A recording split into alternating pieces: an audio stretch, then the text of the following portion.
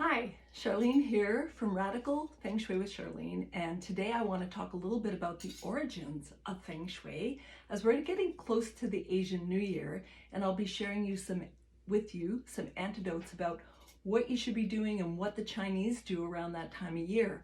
But basically, we're just trying to bring in good energy, clean our homes, and welcome in the lunar new moon, which always portends to new beginnings. So going back to the origins, I've studied 28 years, I've studied with masters around the world, and I came across a story about a male monk in the valley of the Dakini in India, in northern India.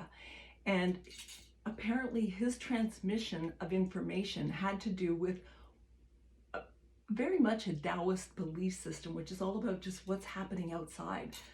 Do you live in a depressed valley where it gets cold? Do you live on a mountaintop with a view? Do you live in a place where the sun is good, or do you lose the sun in the day? There's all these things that are considered just taking observation.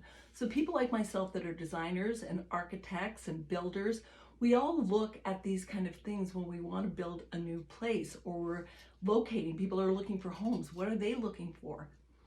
Good sun, good place to grow food, all these things. So this transmission through this monk was notated, and it was also said that that transmission went psychically to a female monk in Tibet. Now, these are stories that we've come across through many, many years of storytelling and story writing.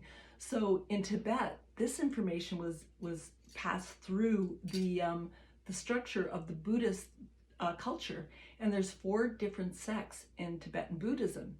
Of those 4, the Bon sect is considered the one that is the most mysterious and mystical, and it has to do a lot with the Black Hat sect that's been taught in Feng Shui in North America, because it comes through a very sacred, pensive, thoughtful, and prayerful lineage that if you're practicing Feng Shui through the Black Hat, you're doing as much prayer to activate a cure as you are in placing the cure and knowing where to put things in a home.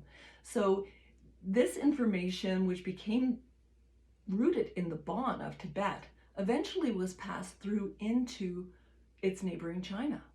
And it says, the books say that, the origins can go back 5,000 years.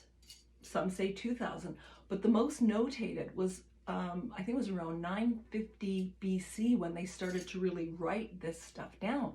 And at that time, or near that time, we're looking at the different dynasties and the emperors that were using this. Originally, Feng Shui was used to mark grave sites. And at one point, it was used by an emperor to actually use for human use. So I'll continue on in my next video about the origins of Feng Shui and how we use it today. Thank you.